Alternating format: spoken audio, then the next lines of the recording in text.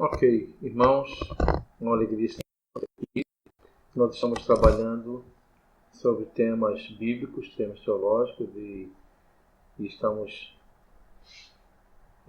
vendo hoje sobre a disciplina na igreja. Primeiro a gente tem que compreender um pouco sobre isso. Nós vamos ver durante essa aula um pouco sobre o que é disciplina na igreja.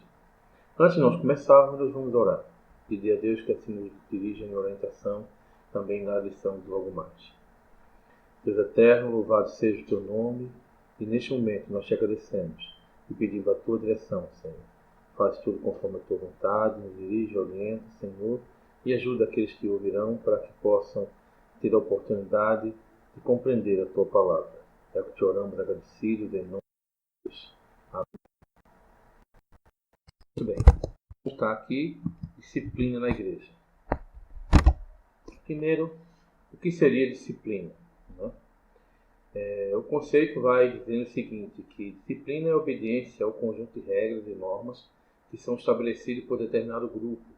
Também pode se referir ao cumprimento de responsabilidades específicas de cada pessoa. Então, você pode estabelecer uma regra, alguma coisa, e você, na sua disciplina, fazer isso. Do ponto de vista social, a disciplina ainda representa a boa conduta do indivíduo, não é? Ou seja, a característica da pessoa que cumpre as ordens existentes na sociedade. Certo? Então, nós temos o quê? Disciplina na igreja. O verdadeiro sentido bíblico para a disciplina na igreja seria o seguinte, né? Nós temos duas ideias que são retratadas, são colocadas tanto pelo Antigo como pelo Novo Testamento. No Antigo Testamento, a palavra em hebraico usada é amusar, que significa instrução, treinamento, a exemplo de um mestre para um discípulo, ou seja, então o mestre e o discípulo. Nós temos o que aqui? Em Provérbios capítulo 12, 13 vai falar um pouco sobre isso, né? No Novo Testamento a palavra em grego é paideia, não é? Que significa correção e educação, a exemplo de um pai que dá para o filho, não é? Paulo vai chamar Timóteo como seu filho na fé, né? Ele trata dessa forma, então ele vai instruir Timóteo, da disciplina de Timóteo, instrui ele para que ele possa exercer a sua função com esmero dentro da igreja de Cristo, que ele estava lá assumindo depois. Então temos exemplo em Hebreus capítulo 12, versículo 7, Deuteronômio 8, 5, que vai falar sobre essa questão quando dizem sobre o ensinamento do filho, da criança, né? E o pai vai ensinando, andando pelo caminho, sentando, levantando, instruindo o filho. Em suma, a palavra disciplina, ela no sentido cristão, ela denota a ideia de formação de discípulos, ou seja, a ideia de formar discípulos. Então, disciplina na igreja, né? A ideia de disciplina seria formar discípulos. Então, nós, quando estamos disciplinando na igreja, você está formando discípulos. Tanto na questão do sentido de correção, né? Na questão do sentido da correção, como até também no sentido do ensino, não é? Quando você está ensinando. E a correção também é um tipo de ensino. Quando você vai corrigindo, né, com seu filho, a palavra de Deus vai dizer que o pai corrige ao filho que ama. Então, nós ensinamos ao nosso filho, nós temos que dirigir aos filhos, fazer correções com ele em casa. Então, essa correção também é uma forma de ensino para ajudá-la a perceber e compreender, né, da instrução. Então, nós vamos ver um pouco mais. Então, disciplina na igreja significa formar discípulos. Não é uma expressão de ódio, e sim de amor. Não se trata de um ato de condenação, e sim de correção. Por fim, a gente pode entender que a disciplina visa tão somente o nosso bem e nunca o nosso mal. Então, a disciplina tem uma função benéfica. Ela não tem uma função maléfica, não é ruim. Ela não é para causar mal, mas para ajudar, para formar, para instruir, para dirigir na questão do ensino. Muito bem. Aí a gente vai pensar, para que então a disciplina? Né? Para que a disciplina? Nós somos, há de se entender, que o apóstolo Paulo vai falar em 1 Coríntios capítulo 12, né, que nós somos um corpo. Né? Então o corpo ele tem que funcionar. Para que ele funcione, todas as partes do corpo têm que funcionar corretamente, tem que ter seu tempo adequado, a sua junção, a sua função própria, para que possa ele assim funcionar e fazer com que o corpo entre em movimento. Então, nós não podemos perder de vista justamente que ninguém vive espiritualmente isolado. Ninguém vive isolado. Então, nós somos membros uns dos outros. Nós constituímos um só corpo. Todos nós fazemos um só corpo dentro da igreja.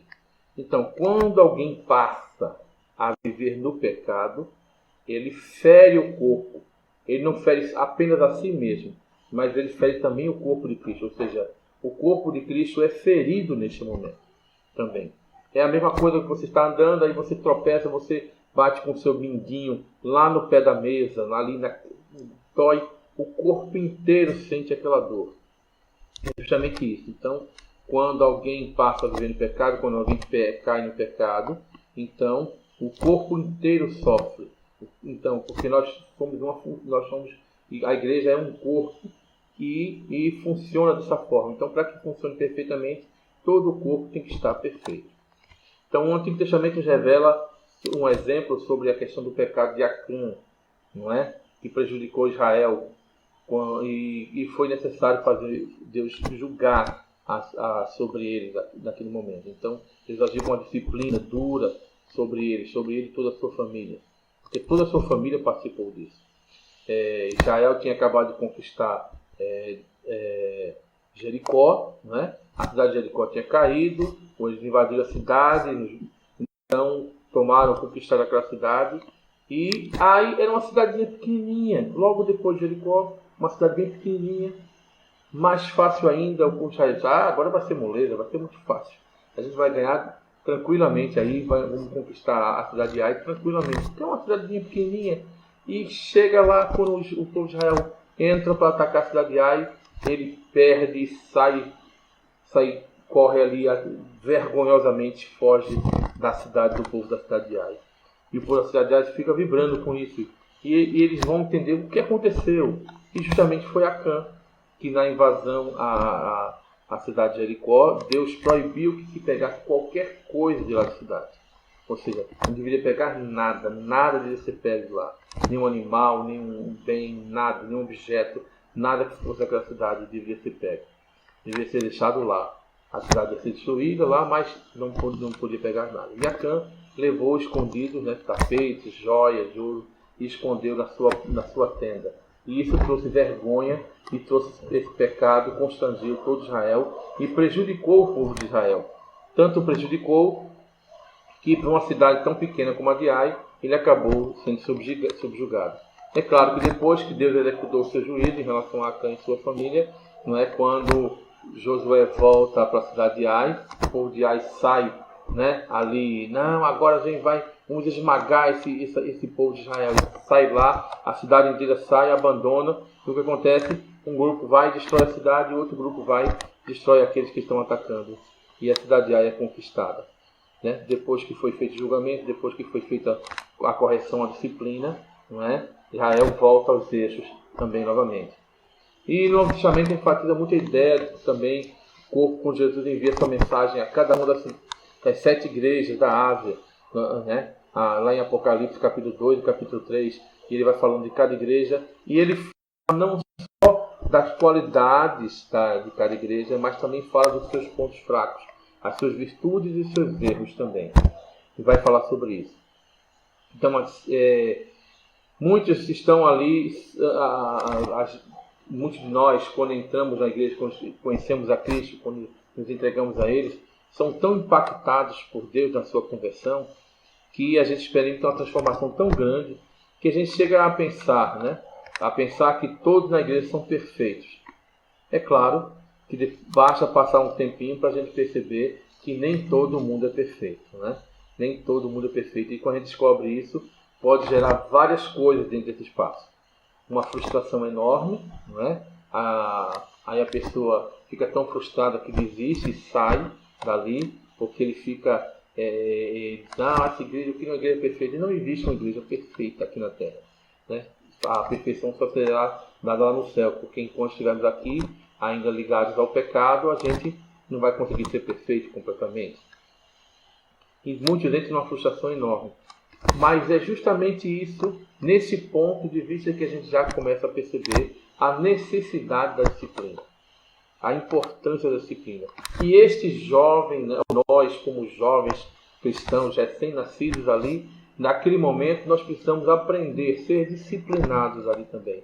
E aquele que está em pecado tem que ser disciplinado para que seja de exemplo para os outros, para que não destrua o corpo de Cristo e para aquele jovem ali, aquele jovem cristão que está ali, recém-convertido, possa compreender que há uma necessidade, que para o crescimento nós precisamos ser disciplinados, né? Então a maneira de se lidar com esses erros é com amor e paciência. Nós vamos nos ajustando aos poucos e assim nós prosseguimos. Mas quando se trata de um pecado, a igreja deve agir diferente, deve usar realmente a disciplina. Ok? Então vamos entender algumas coisas dentro do contexto de para que disciplina. Por que nós somos disciplinados? Ora, porque nós somos amados do Senhor. E como o texto vai dizer, Deus, o pai ele castiga, disciplina o filho que ama. Então ele faz isso porque há uma necessidade de disciplinar a cada um. Então ele disciplina ao filho que ama. Então da mesma forma nós, né? Então nós vemos o quê? Primeiro que nós não somos filhos, nós somos filhos, nós não somos bastardos. Então Deus nos trata como filhos, e como os filhos, qual é o pai que não corrige o seu filho? Não é? Qual é o pai que não corrige o seu filho? Então, da mesma forma, nós, como filhos de Deus, se cometemos um pecado, se estamos necessitando de disciplina, Deus vai nos corrigir, justamente porque Ele nos ama. Não é? E é claro que para que vai servir essa disciplina? Qual é o interesse dessa disciplina? É para que a gente se desgoste, a gente fique chateado. Poxa, eu fui humilhado aqui, me trataram dessa forma. Não, de forma nenhuma, muito pelo contrário. A disciplina é justamente para quê? Para que a gente não seja condenado junto com o mundo. Para que a gente não abandone, não apostate da fé e se envolva com o mundo ao ponto de abandonar completamente a fé e seja condenado juntamente com o mundo. Para a nossa perseverança, para que a gente possa continuar se fortalecendo e crescendo espiritualmente no Evangelho. Para o nosso aproveitamento também, para que a gente possa aprender. É importante, na disciplina de alguém, a gente observa aquilo, se a gente vê e diz, puxa vida, eu estava nesse caminho também, estava errado. E a gente vê a correção, a gente vai aproveitar também, isso é um aprendizado, né? Para um fruto pacífico, fruto de justiça, não é? Para que a gente possa assim, desenvolver esse fruto de justiça e aprender a agir com justiça também, sabendo que a justiça tem que ser uma justiça com amor, né? Uma justiça com amor, para não andarmos de forma errada, porque às vezes a gente começa a andar e acha que está certo, está seguindo um caminho, acha que está certo e alguém vem e nos chama a atenção, está indo para o caminho errado. Não, eu estou certo, não, está errado. Então, naquele momento, a gente vai chamar a atenção, puxa, mostra, olha, você está seguindo o caminho errado. A palavra de Deus diz exatamente assim. Tem que falar disso, isso, não é dessa forma. Então, ajuda a pessoa a compreender, leva a pessoa a entender, ensina ela que o que ela estava fazendo estava errado. Então, ela corrige o seu erro, sai daquela condição e volta para andar no caminho correto. Para a nossa felicidade também, porque faz bem. Na medida que a gente é disciplinado, isso nos faz bem, porque a gente aprende e a gente não vai cometer os mesmos erros. É para o nosso próprio bem, né? Para nós não morrermos, né? Para que a gente não morra por conta da falta de correção, né? E realmente para a nossa salvação. Então nós temos o quê? A gente tem que entender, dentro desse contexto do para que serve a disciplina, alguns propósitos da disciplina. Né? A gente viu tudo aquilo ali, para que serve a disciplina, e o propósito é justamente esse, para prezar a nossa santidade.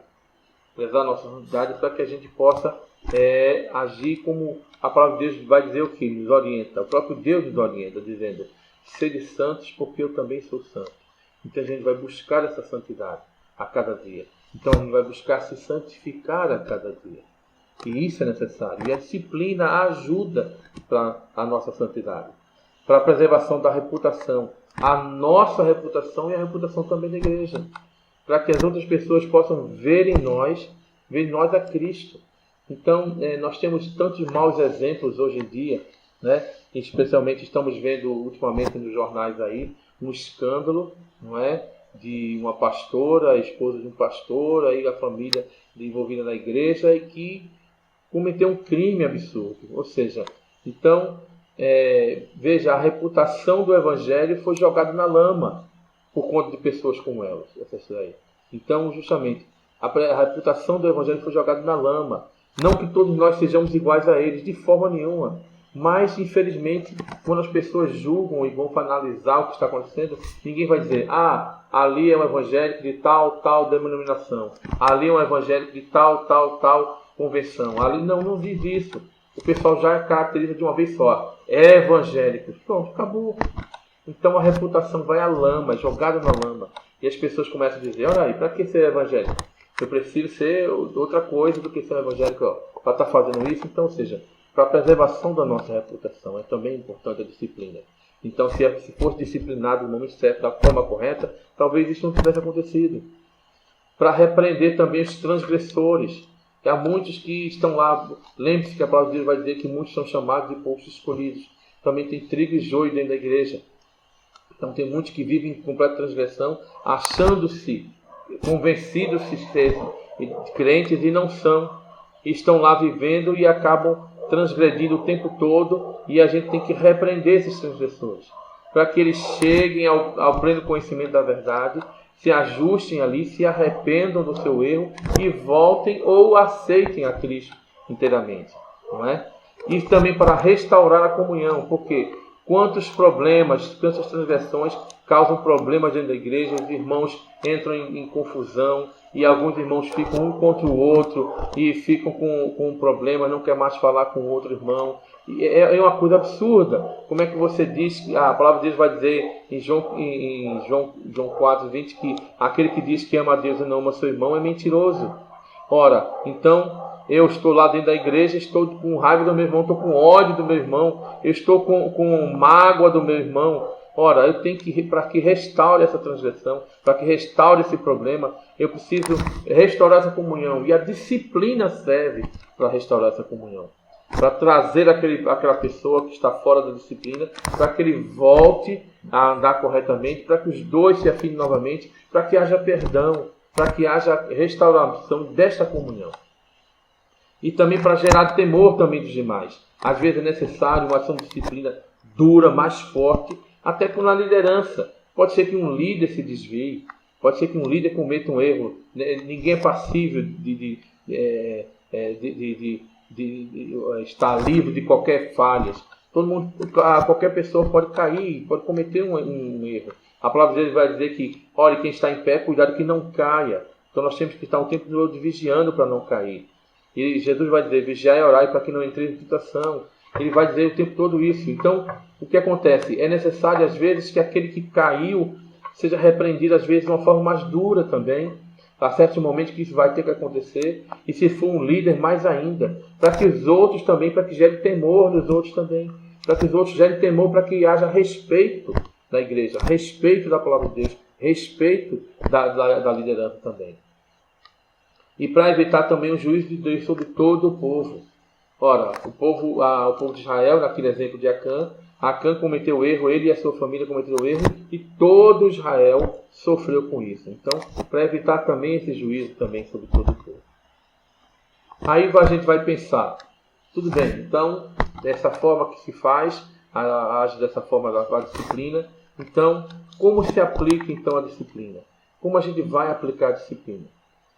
Algumas pessoas têm uma ideia de que a disciplina tem que ser aplicada com rigor, tem que ser aplicada assim duramente, tem que ser acompanhada.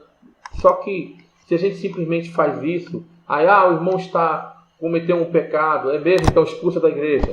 O irmão foi pego mentindo, expulsa da igreja. O irmão foi ou seja, esse tipo de agir dessa forma, você não está disciplinando, né? Há necessidade, vai ter momentos que vai ser necessário fazer esse tipo de disciplina dura ao ponto de tirar a pessoa do hall de membros, desligar ali, né, do grupo. Mas antes disso tem que ter alguma coisa, tem que ter um trabalho em relação a isso. Primeiro, para se aplicar a disciplina, deve se aplicar com amor. A disciplina deve ser aplicada com amor. Provérbios capítulo 3, 11 e 12, versículo capítulo 13 também 21, Hebreus 12, 6, também fala sobre isso, né? A gente tem essa compreensão, né, que justamente a questão do cuidado do ensino com amor, né? Nós temos que ensinar, temos que disciplinar com amor, para que haja essa compreensão, para que haja esse cuidado, para que a pessoa aprenda. Hebreus 12, 6 diz: porque o Senhor corrige ao que ama e açoite a qualquer que recebe por filho.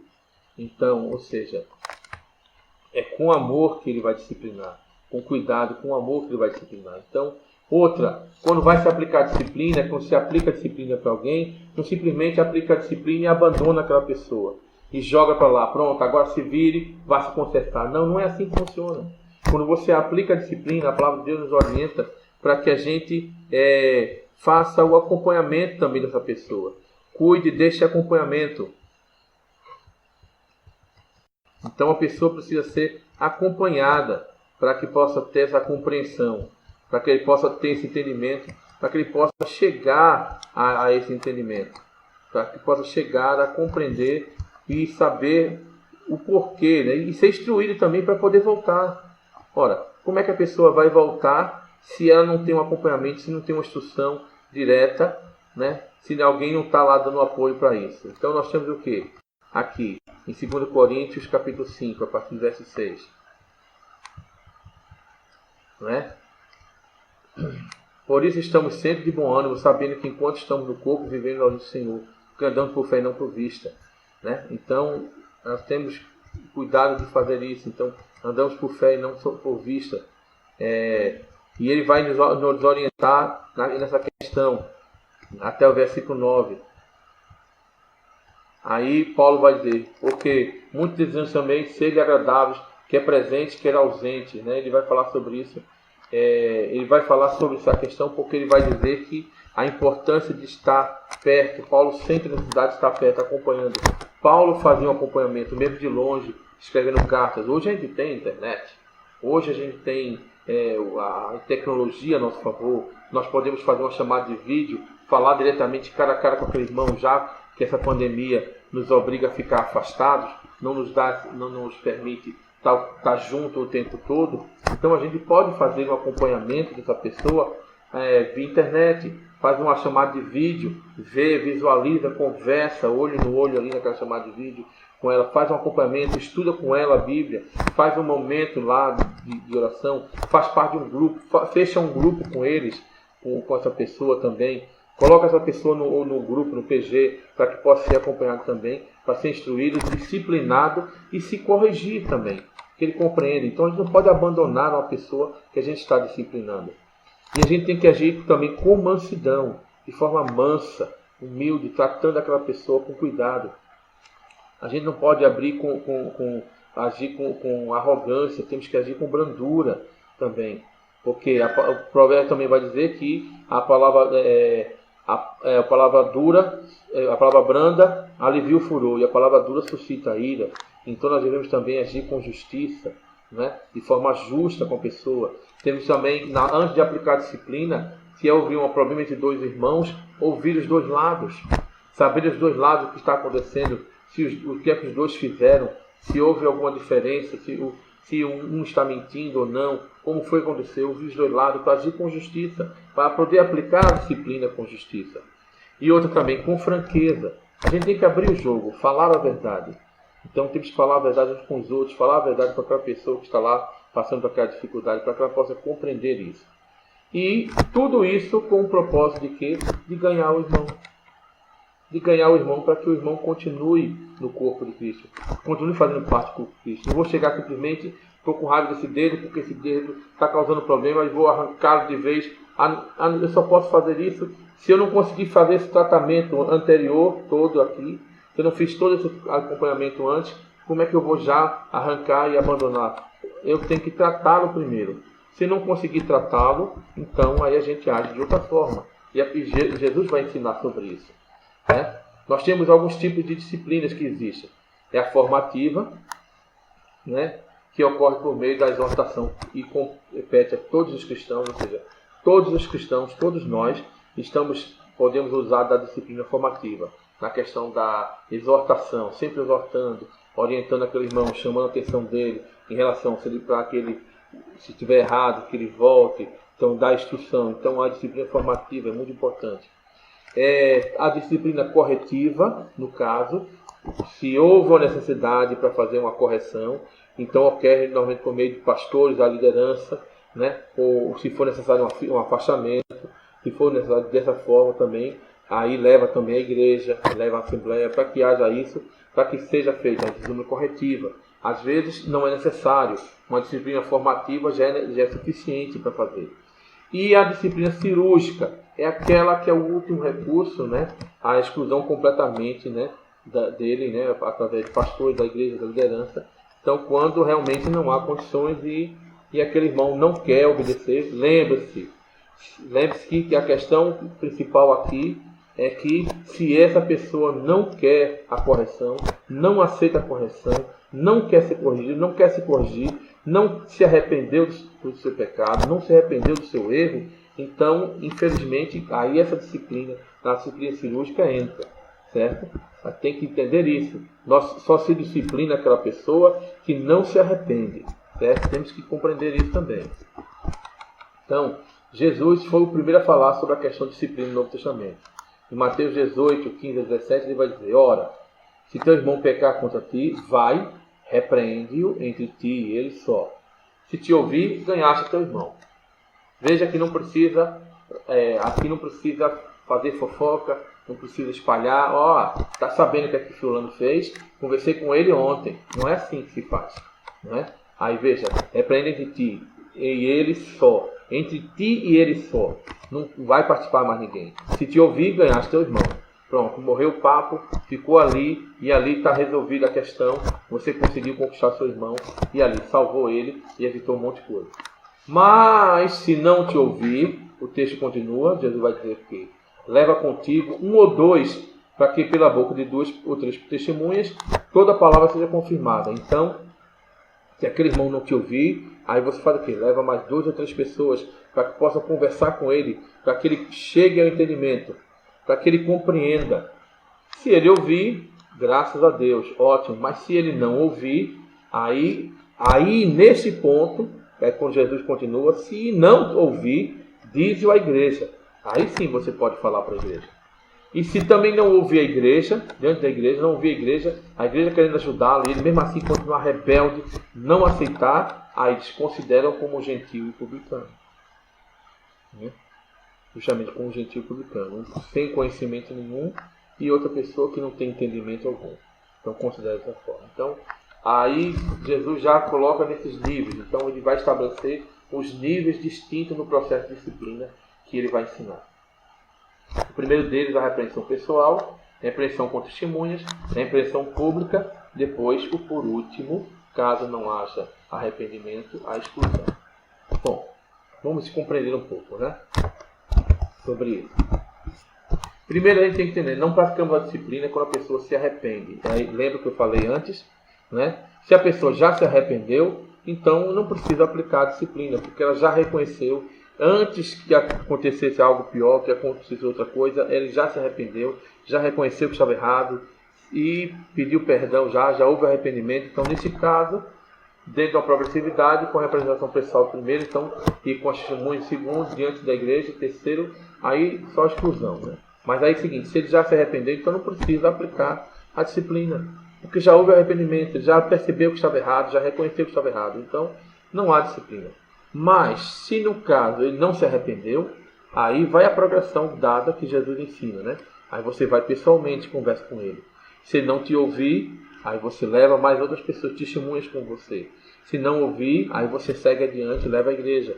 Se não, por último, continuar resistindo, continuar rebelde, aí sim vai ao último caso. Veja que Jesus coloca 4 níveis ali para você trabalhar. Porque a função nesse espaço desses 4 níveis é você ajudar aquele irmão, aquela pessoa, para que ela possa ser tratada. Então, para que você possa tratá-la, para que você não perca. É a mesma coisa, você levou um corte no dedo, está lá inflamado no dedo, está doendo muito, você não vai simplesmente passar a faca e arrancar seu dedo. Não, você vai tratar. Então, você começa fazendo um tratamento simples. Se não está dando certo, você aumenta o tratamento. Não está dando certo, você faz uma coisa maior. Aí não deu certo, vai fazer uma cirurgia, faz uma cirurgia. Se não deu certo, aí último caso, aí gangrenou, infelizmente, para não contaminar o resto do corpo, aí sim vai a exclusão. Então, veja que tem níveis aí para isso. Então, a gente não pode excluir alguém sem ter antes ter dado todos esses passos, né? Porém, agora, alguém pode não querer receber os primeiros níveis de repreensão, fugindo dele. Nesse caso, constatado indiferença e relutância da pessoa, nós passamos então para outro nível, aí subtendendo também os outros insuficientes e impraticáveis, no caso. Mas aí está, no primeiro a gente tem que seguir esses passos, tem que seguir essa progressão, para tentar ajudar, para recuperar o irmão. A ideia, como eu falei, lembre-se, a disciplina é para a formação de discípulos. Então, se é para a formação de discípulos, é para recuperar vidas, para fortalecer a santificação, para que a pessoa possa prosseguir o seu caminho, ali prosseguir o seu alvo, que é Cristo. Então, a gente precisa ajudar, dentro da disciplina, dirigir para que a pessoa chegue até Cristo, a sua visão esteja inteiramente ligada a Cristo. Então, quando a repreensão se torna pública, ainda que seguida de arrependimento, e a pessoa em questão é um líder, aí a disciplina se manifestará afastando a pessoa de sua posição de liderança até comprovada a restauração. Ou seja, o que é que ele quer dizer aqui? O que o autor está sugerindo aqui? Após a repreensão pública, chegando a esse nível, a repreensão pública, houve um arrependimento, ele era um líder, se ele era um líder, estava liderando, então houve um arrependimento, então o que é que faz? Afasta-se ele daquela posição de liderança, até comprovar que ele está completamente restaurado. Comprovou, pode ser, então, ele pode ser restaurado naquela função anterior que ele foi afastado, ou com acompanhamento, ou sem acompanhamento, ou pode ser encaminhado a outra função de liderança. Ok? Tudo certo? Então vamos lá. O primeiro nível que Jesus coloca aqui, que ele vai dizer: vai contigo, vai tu só e conversa com ele. Se conseguisse convencer teu irmão, o ganhaste, né? Você ganhou seu irmão. Então, é a repreensão pessoal. Então, vários textos bíblicos falam sobre essa necessidade de repreensão. Não são necessariamente ligados ao presbitério, que é pastorado, né?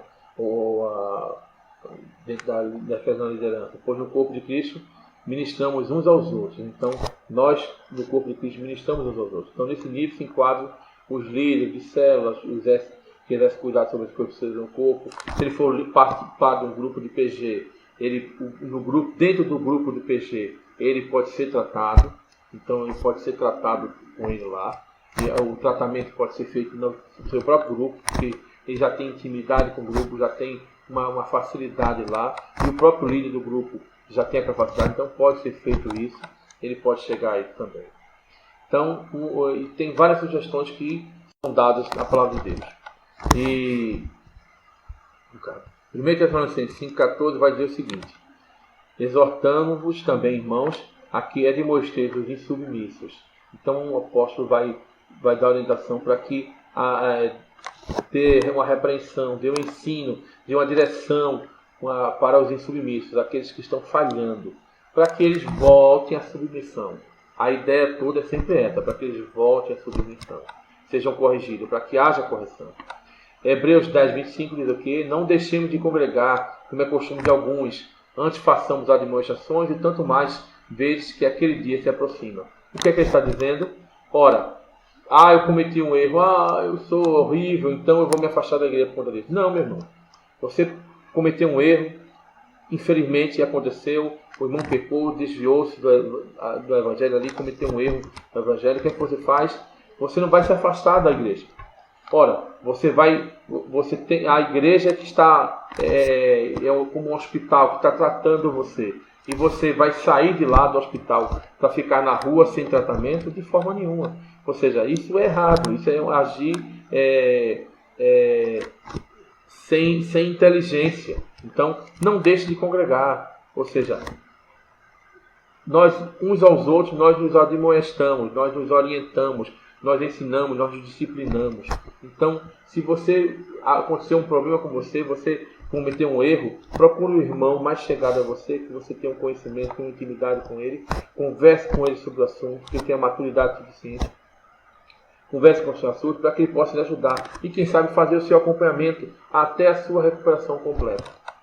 Então, também, 2 Timóteo 2, 24, 2 Timóteo 2, 24 e 25, Paulo vai dizer: ora, é necessário que o servo do Senhor não viva a contender, e sim deve ser brando para com todos, apto para instruir, paciente, disciplinando com mansidão os que se opõem, na expectativa de que Deus lhes conceda não só o arrependimento, para conhecerem plenamente a verdade. Então veja, o que é que o apóstolo está nos orientando aqui?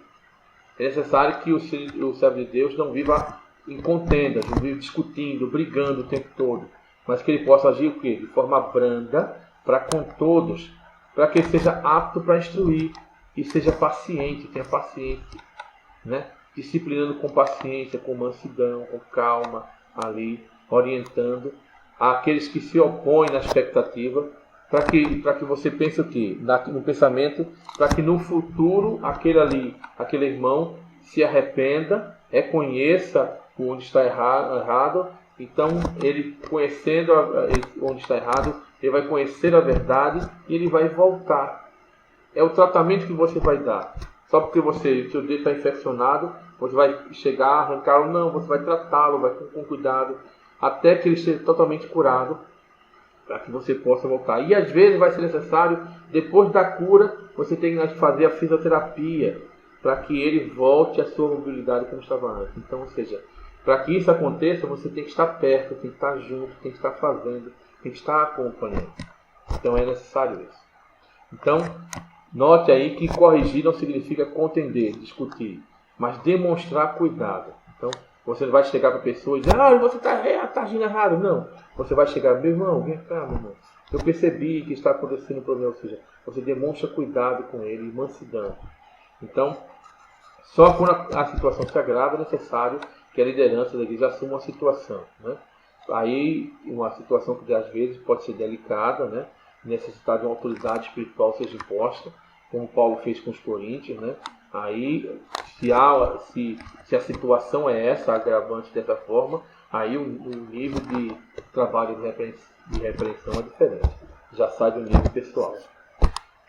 Aí, com testemunhas, como Jesus orienta, né? Se ele não te ouvir, aí leva com ele 2 ou 3 testemunhas, para que na boca de 2 ou 3 pessoas testemunhas ele possa compreender a verdade, chegar à verdade. Aí o que acontece? Além da instrução do Senhor Jesus, nós encontramos outro texto que nós não encontramos, ele fala com clareza sobre esse nível de disciplina, né? Com repreensão com testemunha, que é muito eficaz, né? Para tirar a situação do aspecto pessoal e colocar no patamar de formalidade. Ou seja, no momento que você leva outras pessoas, você formaliza aquela condição, formaliza aquela questão, e aquela pessoa vendo aquilo ali, ele vai compreender: puxa vida, só eu estou pensando assim, todo mundo está pensando de um jeito e eu estou pensando diferente. Então ele vai chegar a uma compreensão. A importância de levar as testemunhas é para isso, não simplesmente para se aproveitar e tripudiar do irmão, né? Ou então mentir, usar testemunhas falsas, de forma nenhuma. Testemunhas que possam ajudá-lo a compreender o seu erro e corrigir o seu e voltar para fazer parte do corpo de Cristo completamente, sem problema. Entende? Aí está. Para que possa promover para ele o arrependimento com a argumentação mansa e amorosa.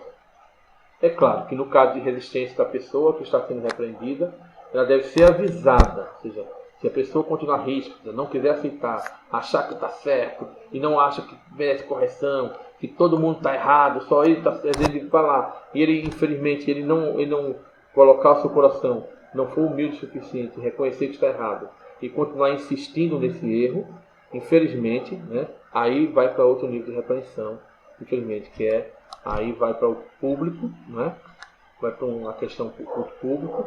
Aí, se ele permanecer inflexível, aí sim vai a questão da exclusão. Aí a repreensão pública, o nível de repreensão não quer dizer que, para levar esse terceiro nível, Jesus não se referia a tratar a questão simplesmente da igreja com templos, mas com os líderes da igreja, com alguns que gostariam que fosse. Na verdade, ele se referia a tratar a questão em público, para que ele também compreenda isso, né? Paulo falou sobre isso com Timóteo, né? Ele disse em 1 Timóteo 5,20: quanto aos que vivem no pecado, repreende-os na presença de todos, para que também os demais temam.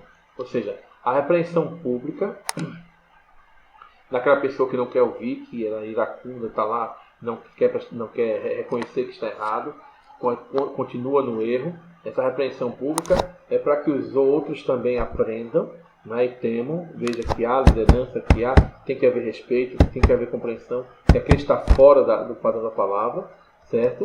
E para que ele também, a ideia é para que ele também se arrependa, para que haja temor nesses outros, para que vejam, olha, se eu também cometer esse erro, vou ser repreendido também publicamente. Então, para que os outros também tenham temor. Toda a igreja precisa ser ensinada sobre a disciplina cristã. A gente não vive na igreja de qualquer jeito. As pessoas têm mania de dizer falam que na igreja batista é assim, é de qualquer jeito, pode fazer o que quiser. Não é assim que funciona. Aqui na igreja batista, na nossa igreja, a gente não faz do jeito que quer, não age da forma que quiser. O crente não pode viver do jeito que quiser. Eu acho que é assim. Não é achismo. Nós não vivemos no achismo. Não, mas eu acho, na minha opinião, eu acho que deveria ser assim. Não, meu querido, não é assim que funciona. Nós batistas somos conhecidos pela palavra, pela leitura da palavra, pelo conhecimento da palavra, porque a palavra de Deus, a Bíblia é a nossa regra de fé e prática. Se é a nossa regra de fé e prática, então se o irmão quer dizer alguma coisa, olha, a palavra de Deus diz isso, a Bíblia diz isso. Ou seja, a gente não vai na base do achismo, na nossa própria opinião. Ou seja, o Evangelho não funciona de acordo com o que eu penso. O Evangelho funciona de acordo com o que Cristo pensa. Porque quem criou o Evangelho, quem trouxe o Evangelho foi Deus, foi Cristo. Ou seja, não fomos nós. Nós estamos aprendendo com o Evangelho. O Evangelho veio para nós. Ou seja, essa boa nova. Então, não fomos nós que criamos isso. Então, o Evangelho não funciona da forma que eu quero, ou que o irmão quer, que a irmã quer, do jeito que eu penso, do jeito que a irmã pensa, do jeito que o irmão... Não é assim que funciona. O Evangelho funciona de acordo com a palavra de Deus diz, de acordo com o que Deus quer, de acordo com o que Jesus ensinou. É assim que funciona o Evangelho. Por isso que a repreensão é necessária. A disciplina é necessária, para que a pessoa compreenda. Então, quando você vai fazer isso, você tem que expor o que a palavra de Deus diz, para que a pessoa compreenda também. Para chegar à questão da exclusão, justamente, já é um nível mais avançado. Tem um exemplo aqui que aconteceu na igreja de Corinto, né? Alguém chegou a um ponto de se envolver sexualmente com a madrasta, né? Em 1 Coríntios 5:1. Então, logo chegou ao conhecimento do apóstolo Paulo e ordenou: tirai do meio de vós esse iníquo. Mas antes ele deixou claro uma coisa, que haveria condições para isso acontecer. Aí o 1 Coríntios capítulo 5, de 9 a 13, diz o seguinte: já em carta vos escrevi que não vos associasseis com os impuros. Refiro-me com isto não propriamente aos impuros deste mundo, ou avarentos ou roubadores, ou seja, não todos isolados do mundo, os idólatras, não. Pois neste caso tereis que sair do mundo. Mas agora vos escrevo que não vos associeis com alguém que, dizendo-se irmão, for impuro, ou avarento, ou idólatra, ou maldizente, ou beberrão, ou seja, ele for impuro, agir com impureza, ele for avarento, se ele ama demais o dinheiro, né? Ou a riqueza, né? Um bem, ou idólatra, ele seja ligado à idolatria, ele pense mais em outras coisas do que não coloque Deus em primeiro lugar. O maldizente, é a pessoa que fala mal dos outros, que ele mente, que fofoca, né? Ou o beberrão, o roubador, com este tal nem ainda com mais. Veja que Paulo está falando de crentes dentro da igreja que possam agir desta forma. E diz mais: pois com que direito haveria eu de julgar os de fora? Se os de fora não têm conhecimento da palavra, então Paulo não se acha apto para julgar ninguém de fora. Não julgai vós os de dentro, os de fora, porém, Deus os julgará. Aí depois ele diz: expulsai, pois, de entre vós o malfeitor. Este que está agindo dessa forma, que não quer ouvir a correção, que não passa por esses níveis de correção, não aceita, continua no erro, quer continuar no erro. Veja bem, essa pessoa, para chegar a esse nível, ele não quer a disciplina, ele não aceita a disciplina, não aceita a repreensão, não aceita a correção, ele continua no erro, não se arrepende. Então aí sim, chegando nesse nível, ele vai dizer: expulsai de entre vós este malfeitor. Paulo chama de malfeitor. E observe o detalhe que Paulo inseriu ao falar do pecador e dizer: dizendo-se irmão. Ou seja, Paulo nem o considera que ele seja realmente crente em Cristo. Paulo talvez esteja considerando aí como joio e não como trigo. Ele refere a alguém parecer sem o ser, né? Bom, então, nós temos o quê? Dentro do nível de disciplina da igreja ainda, excluir não significa proibir a pessoa de colocar o pé na igreja. Veja bem, ainda tem esta questão. A pessoa foi excluída do rol de membro porque ele não quis correção de forma nenhuma, ele agiu ele não quis se arrepender, ele continuou no erro, ele quis continuar no erro, mas lá na frente essa pessoa foi excluída do rol de membro, mas a pessoa quer vir para a igreja assistir o culto. Ah, não, pode não vamos deixar esse irmão entrar na igreja, não, de forma nenhuma. Ele pode vir sim, você pode permitir que ele venha. Quem sabe, enquanto ele estava vagando lá no mundo, afastado da fé, ele não chegou a um ponto de ter uma reflexão para arrependimento. Ele não pediu a Deus perdão, ele se arrependeu. Pode acontecer isso. Então não significa que a gente vai proibir a pessoa de colocar o pé na igreja, mas sim deixar de recolhê-la como parte do corpo. Isso envolve deixar de se relacionar com ele. É claro, se ele continua fazendo aquelas práticas erradas, continua agindo daquela forma, a gente não vai compactuar com eles, não vai se relacionar com ele, manter aquela razão, para que as outras pessoas não vejam. Olha para aí, tudo farinha em um saco. Não, ele aconselha que não faça isso. De ter comunhão com a pessoa. Isso fica claro quando o apóstolo diz: com tal, nem ainda com mais. Paulo explica melhor na distinção que ele vai dar em 2 Tessalonicenses 3, 14 e 15, quando ele diz: caso alguém não preste obediência à nossa palavra, dada por esta epístola, por essa carta, por este livro, pela palavra de Deus, notai-o, nem vos associeis com ele, para que fique envergonhado. Todavia, não o considereis por inimigo, mas adverti-o como irmão. Veja o que Paulo está dizendo. Ou seja, ele foi excluído do rol de membro, está lá. Ou seja, Paulo diz que a gente não vai se associar com ele para não fazer acabar fazendo as mesmas coisas que ele faz. Diz para que ele acabe se sentindo isolado, se sinta envergonhado também. Mas Paulo diz também o que? Faça isso, mas não o considere inimigo. Se ele precisar de sua ajuda, você vai estar lá para ajudá-lo. Se ele precisar de um apoio, vai também dar. Se ele quiser ir para a igreja, ele pode ir. Mas o que diz aqui? Advertiu como irmão. Veja, Paulo ele foi cortado ali do rol de membro, mas nem por isso ele deve ser abandonado como pessoa. De forma nenhuma. É claro que você não vai voltar a andar com ele, e ele praticando aquelas mesmas coisas erradas, você vai fazer isso. Mas você vai, o quê? Se ele precisar, dar um apoio a ele e sempre divertindo, não tratá-lo como inimigo. Ele não é seu inimigo, é seu irmão. Que ele é um irmão que está errado, está desviado da fé e precisa se reconciliar com Deus. Então, esse princípio já havia sido estabelecido desde o Antigo Testamento, onde havia vários motivos pré-estabelecidos dentro da lei, Levítico, motivos para poupar o corpo de prejuízos espirituais e não tentar manter o controle sobre as pessoas. Veja bem, então a gente não está mantendo o controle sobre as pessoas, mas para manter a questão do controle espiritual dentro da igreja. Para que, se a gente aí não pode permitir que aquele irmão que está agindo dessa forma errada contamine outros irmãos dentro da igreja. Então ele deve ser afastado. Mas ele não deve ser tratado como inimigo. Se ele precisar de ajuda, de apoio, a gente está lá para instruir, para corrigir, para divertir, certo? Mas a gente não vai se associar com ele mais, certo? Porque ele vai ser tratado como, ele vai dizer, como Jesus disse, trata como gentil e publicano, não é? Dessa forma. Então, aí essa é a orientação. Como tratar os que foram disciplinados. Tratar sempre convencendo do pecado. Mostrando para ele, veja que sempre tem um texto bíblico, tem uma palavra bíblica para orientar segundo a palavra. Nós temos que orientar essas pessoas segundo a palavra, para que elas cheguem ao conhecimento, cheguem ao arrependimento futuro. Não somos nós que vamos convencê-los do pecado, porque quem faz isso é o Espírito Santo, certo? Nós vamos fazer isso. Nós vamos orientá-los sempre, para que eles entendam, compreendam, vejam que estão pecando, para que possam voltar.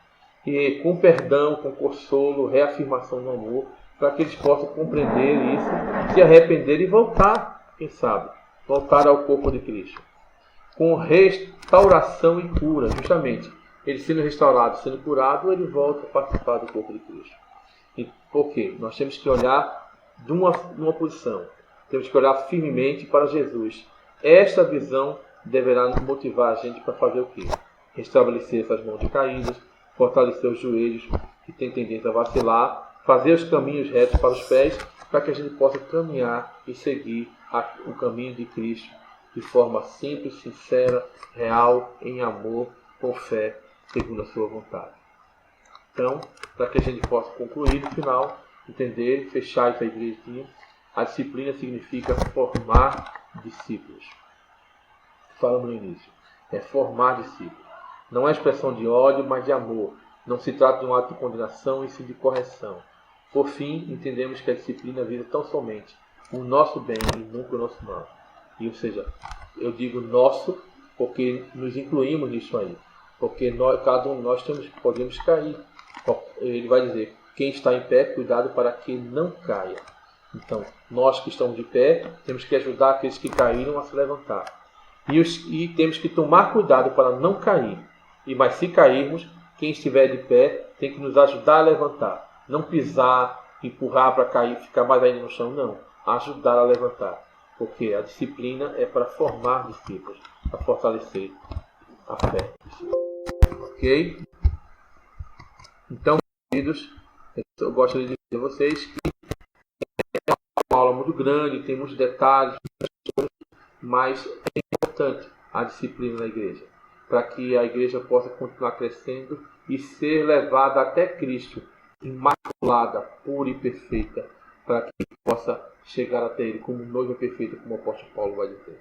Então, meus queridos, que Deus os abençoe, que a gente possa compreender isso e aprender isso a cada dia, e se a gente for disciplinar alguém, disciplinar com amor, com cuidado, com mansidão, com tudo isso no coração, e disciplinar segundo a palavra, não segundo nossos próprios achismos, nossas próprias ideias, nossos próprios pensamentos, não, segundo